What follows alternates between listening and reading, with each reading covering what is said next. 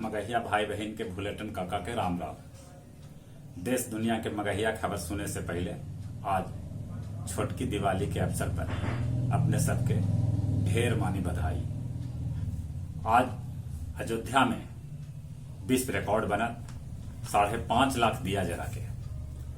इस अवसर पर उत्तर प्रदेश के राज्यपाल आनंदीबेन पटेल, उत्तर प्रदेश के मुख्यमंत्री योगी आदित्यनाथ, फिजी गणराज्य के उप सभापति सांसद बीना भटनागर के साथे ढेरे अतिथि शामिल होतन।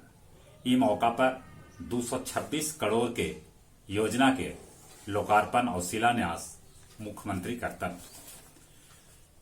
हरियाणा में भाजपा के साथे जजप्पा के बनत सरकार समझौता के मुताबिक मुख्यमंत्री भाजपा के और उप मुख्यमंत्री जजप्पा के रहतन।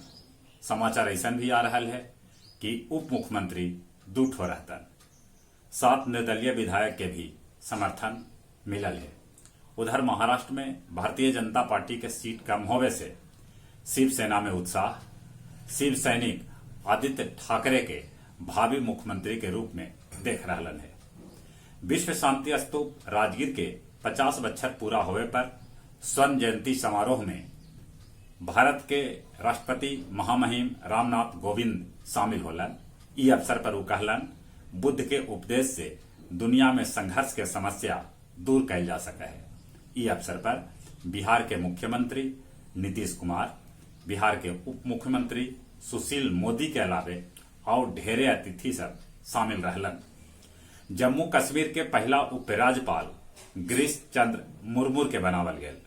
राधा कृष्ण माथुर बनलन नवगठित लद्दाख केंद्र शासित प्रदेश के उप राज्यपाल।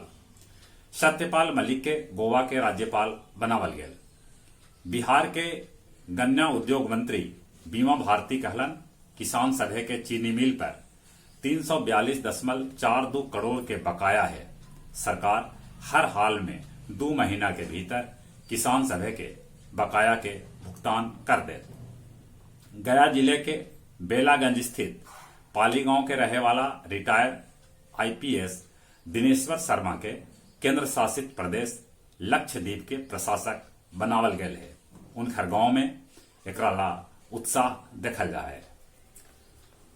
जैन के 24वां तीर्थकर भगवान महावीर के 2545वां निर्वाण दिवस के अवसर पर आज पावापुरी में पावापुरी महोत्सव के भव्य आयोजन करल जा रहा है, जेकर उद्घाटन प्रभारी मंत्री शैलेंद्र कुमार करतन।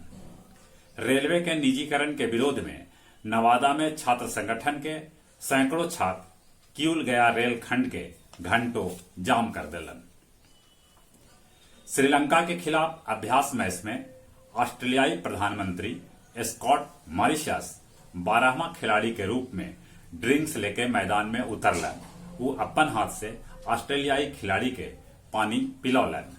विजय हजारे ट्रॉफी पर कर्नाटक कब्जा जमौलक। बारिश से बाधित होयल मैच में कर्नाटक तमिलनाडु के बीजेडी प्रणाली से 60 रन से हरौलक। कर्नाटक के तरफ से अभिमन्यु मिथुन लगैलन हैट्रिक। और जहां तक मौसम के सवाल है, आज भी सवेरे से आसमान में बदरी है, लेकिन मौसम विभाग से जानकारी मिलल है कि बदरी जल्दी छटा।